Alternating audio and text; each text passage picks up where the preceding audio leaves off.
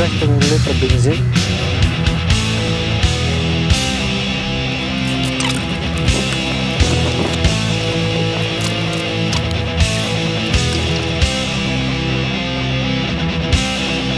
Малко повече от 200 мл, няма значение.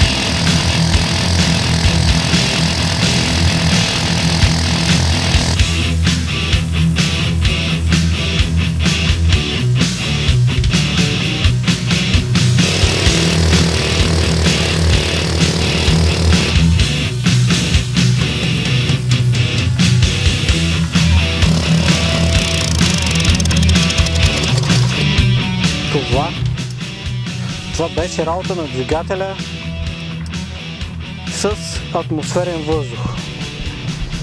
Сега видяхме, че реактора е загрял, в момента виждаме, че тестото, което сложих, започна да се изпепелява.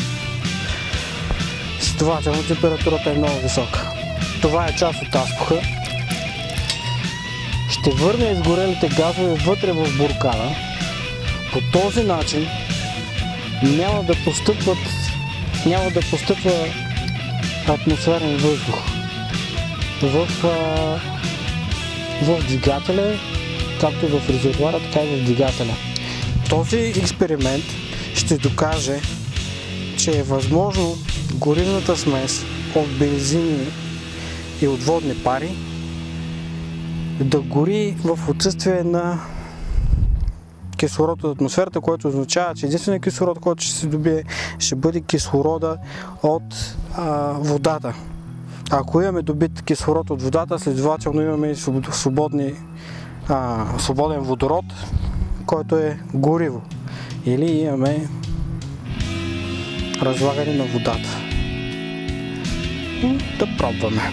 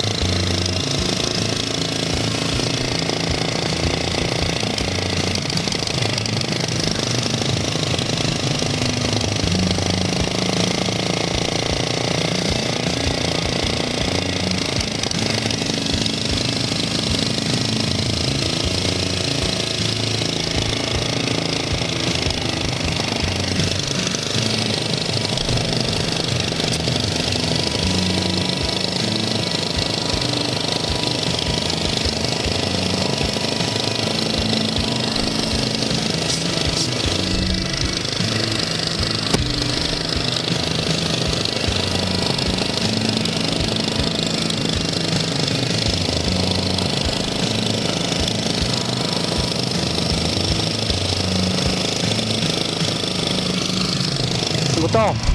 В момента имаме изгаряне на горивната смес в отсъствие на въздух от атмосферата. Всички кранове са затворени. Изолираме самия реактор, както виждате. Възможно е някъде по връзките да влиза кислород. Може да не е на 100% херметично. Но той е толкова нищожен, че не може да бъде в никакъв случай не може да бъде означен. Единственият кислород, който се добива, е от разлагането на водата вътре в буркана.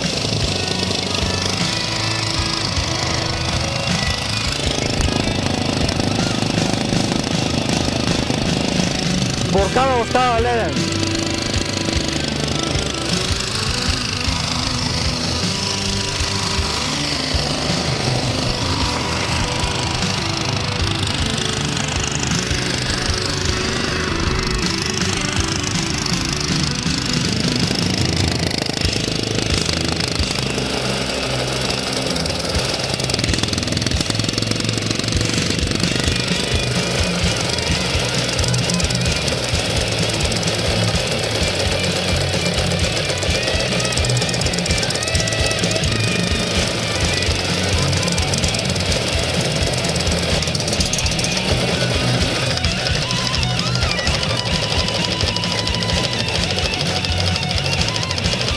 Това е за да избегнат всякакви съмнения, че постъпват кислород при заспука.